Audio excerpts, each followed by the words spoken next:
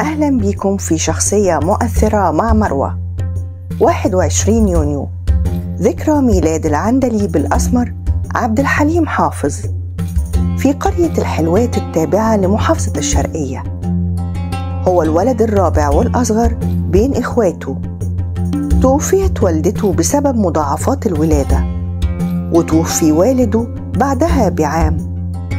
عاش في بيت خاله، وفي عام 43 التحق بالمعهد العالي للموسيقى قسم التلحين وتخرج منه، وعمل مدرس موسيقى لمدة 4 سنوات في طنطا، واستقال من التدريس عام 50 وانضم لفرقة الإذاعة المصرية عام 1951.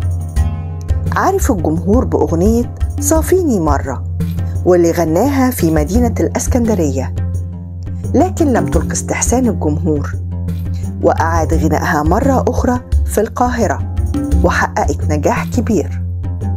ارتبط اسم عبد الحليم بأول شخص اكتشفه، وهو الإذاعي حافظ عبد الوهاب، وكانت نقطة التحول في حياته أغنية على قد الشوق ألحان الموسيقار كمال الطويل، وتعاقد مع شركة كيروفون للإسطوانات، وكان بيملكها الموسيقار عبد الوهاب، وتعاقد معاه على فيلمين سينمائيين هما أيام وليالي وبنات اليوم.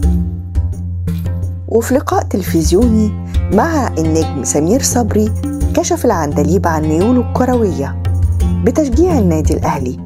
وفي عام 1957 احتفل النادي الأهلي باليوبيل الذهبي، فألف الأمير عبد الله الفيصل عضو شرف النادي الأهلي وقتها قصيدة رائعة زين النوادي، ولحنها الموسيقار محمد الموجي.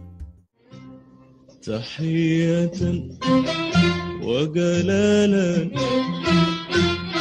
تحية وجلالا أيها النادي، فأنت زين النوادي حلية الوادي. وارتبط العندليب بعلاقة صداقة مع الراحل صالح سليم. تألق العندليب في السينما وفي الغناء والإذاعة، وأصبح صاحب بصمة مصرية مميزة لا تنسى. استنوني في حلقة جديدة من شخصية مؤثرة مع مروة.